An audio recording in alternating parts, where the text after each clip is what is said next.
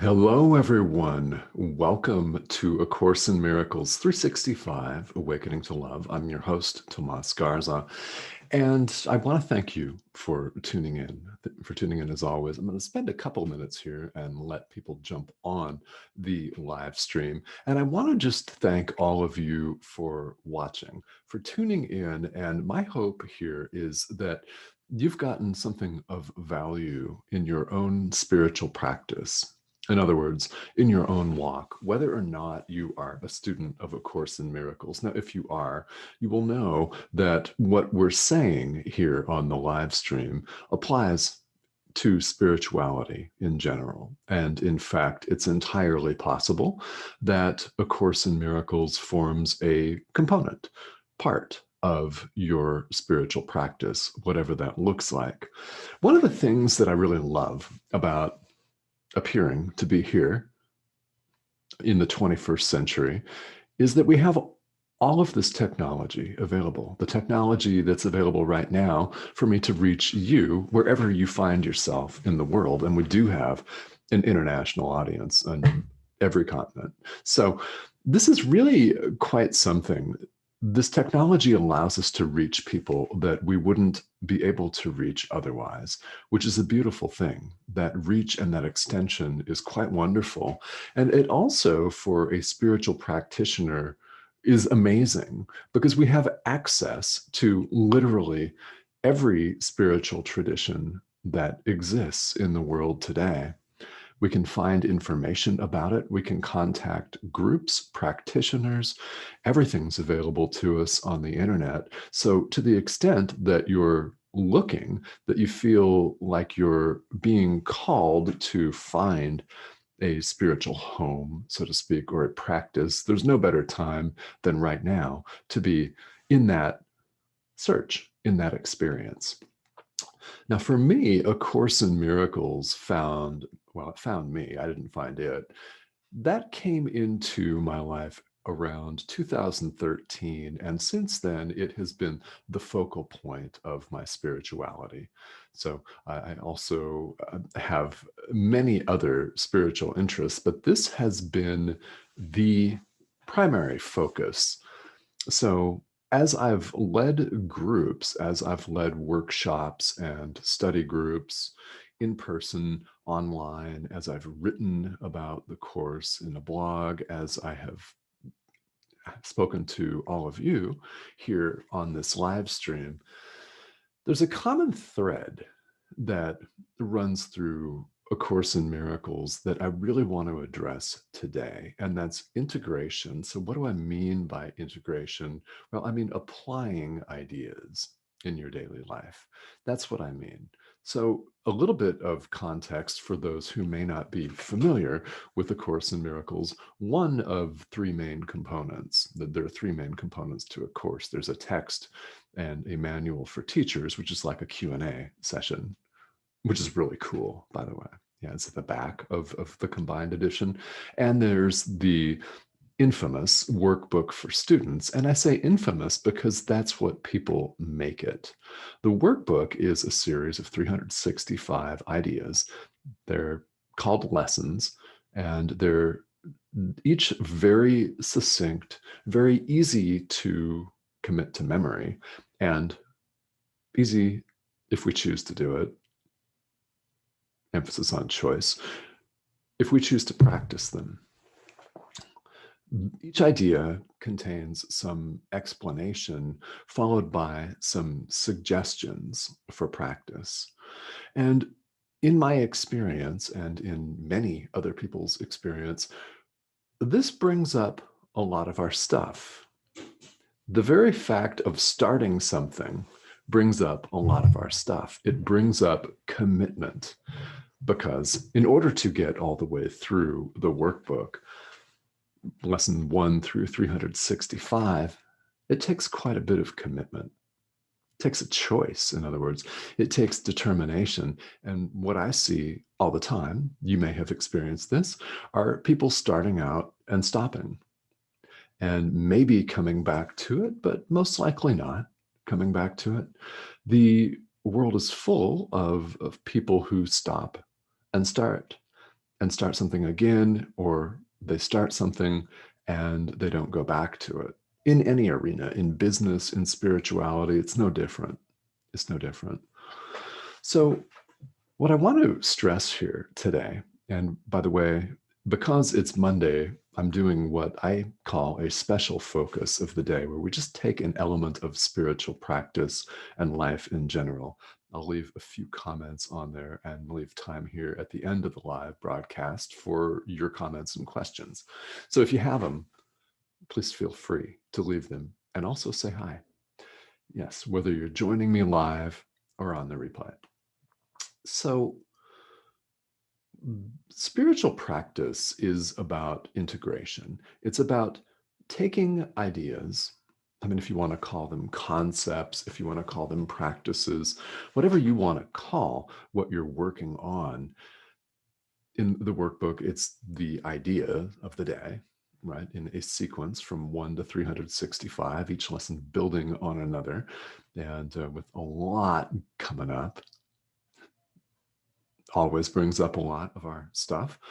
So, what this is about is not about going through 1 through 365 necessarily, doing everything to the letter, to the T.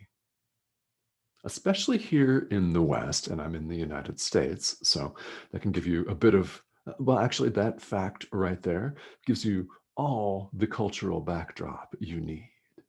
Yeah, high speed, achievement focused. Yes, yeah, that's well, that's how I was raised. It's how a lot of us were raised in Western societies. So that presents people with something to take a look at here, because we tend to devalue ourselves and beat ourselves up if we don't do things exactly according to the suggestions. If a day's activity, practice activity, calls for 3 periods of practice, in other words, meditations, and we don't do any, or we only do 1, we're very prone to think we're doing it wrong, that we're not good enough for this, that we're a failure at spirituality. As with everything else in life, this is the voice that talks to all of us. I know you have that voice. I have it. We all have it. We all have it. This workbook brings that up. So what happens is a lot of people, because they're not doing everything exactly to the letter, quit. They simply do. And if you're working on the workbook, you might be in that position. And if you've gone all the way through it, then undoubtedly you had those days where you thought, oh man, I just don't know. I just don't know. It's perfectly natural, isn't it? It's all part of the path. It's all part of the path. And my message today is one that I continue to repeat as long as we're doing the workbook for students on this live stream. I'll continue to say this again and again. It's about integrating the ideas into your life in practice. It's not about doing 3 15-minute meditations if you don't remember to do it, or if for whatever reason you're unable to do it. We simply do what we can. We simply do what we can, because we're not going to be punished for not doing it exactly according to the suggestions. And I call them suggestions, by the way. Now, you may choose to do all of that. And if you do, then you will know from personal experience that you'll make rapid progress on the path. That's inevitable. So if you forget a day's idea and practice entirely, that's okay. I've done this. The first time I went through the workbook for students, there were several days where I would read the day's idea and do maybe a practice period in the morning, because it's part of my habitual morning routine, along with coffee and journaling and all that, which is a sacred time of the day. Nothing, no camera, no microphone sees me or gets to hear me before 9 a.m. because of that daily ritual. It's really important to me, so I would always do that. But let's say a day called for a couple of additional practice sessions. The first time I went through this, there were a lot of days, numbering in the dozens, really in the dozens, where I forgot the day's idea completely. I just completely forgot about it. And I went to bed that night going, oh my God, oops, well, I missed that one. So either rather than quit or beat myself up for having a poor memory, right, or doing it wrong, I would either repeat that day's idea the following day, which you can totally do, or I would simply move on and say, okay, well, I did my best on this. I'm going to move on to the next idea. What we want to get away from is a sense of obligation. Yeah. As human beings, we don't do well when we feel obliged, obligated to do something. It's like your mom or dad telling you that you have to do things a certain way. What's going to happen? You're going to want to do things exactly the opposite of what they say. So as adults, we do this to ourselves. There's no one here to monitor our progress through the workbook except ourselves. So it's all too common for us to hear and listen to that voice that says we're doing it wrong. We suck, we're scum. Yeah. Really, your memory sucks, right? This voice could say, yeah, your memory sucks. Really, seriously. And worse than that, we call ourselves every name in the book. We're our own worst critics almost all the time. I mean, that's a universal human experience until we recognize it and begin to take proactive measures to have a different experience. Now, that is what A Course in Miracles and spiritual practice is all about. It's about applying these ideas in your life. It's not about how many times you meditate. It's about how frequently you remember to apply the day's idea, how committed you are to applying the day's idea, how thoroughly you apply the day's idea. You could simply recite an idea, a day's idea in the workbook for students once and do it with full conviction, with a whole heart, and that would be way more beneficial, way more than doing every exercise right on the dot for the exact amount of time and doing it out of a sense of obligation of, oh, I have to meditate. I'm going to check the boxes off. Yeah. Many of us are people that want to check off the boxes, and we then feel good about ourselves at the end of the day, supposedly. Meanwhile, we're stressed out about checking off the boxes. That's not what this is about. It's about, and it's a process over the long term, how you integrate these ideas into your life. How can you tell if you're integrating them into your life? Well, you will feel a sense of calm. You will feel a sense of peace. You won't be as rattled as you once were. Really, you won't be as rattled because things that used to bother you tremendously now don't bother you as much, even if they still do bother you.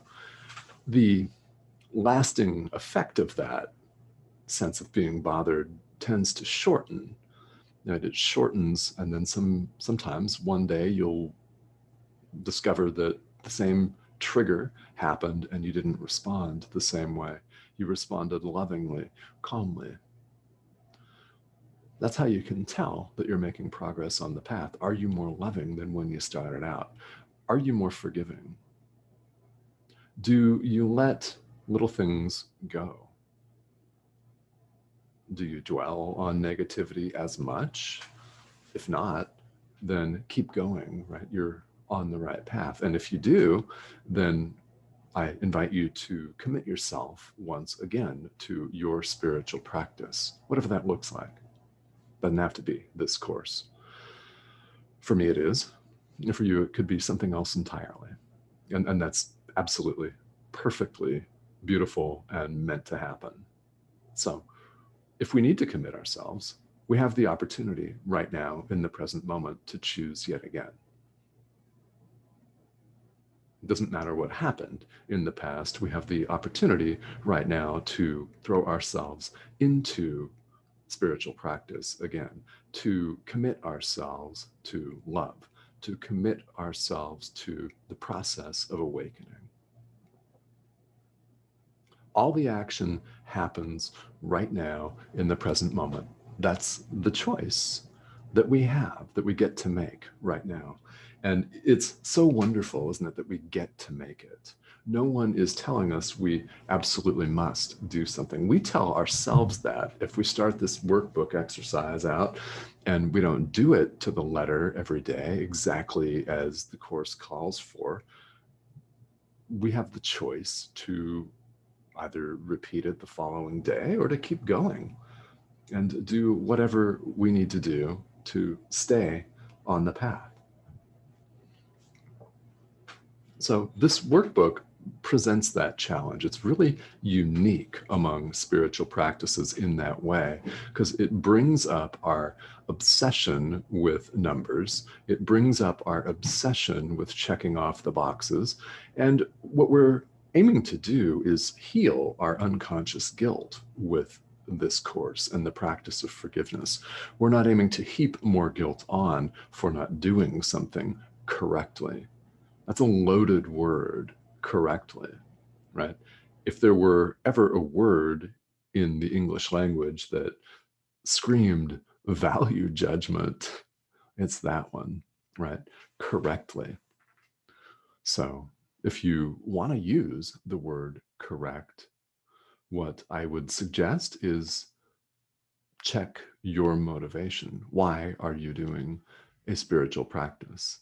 Now, if you're doing it to check off the boxes, you might be better off doing something else and coming back to that practice when you are there to integrate, when you are there to learn.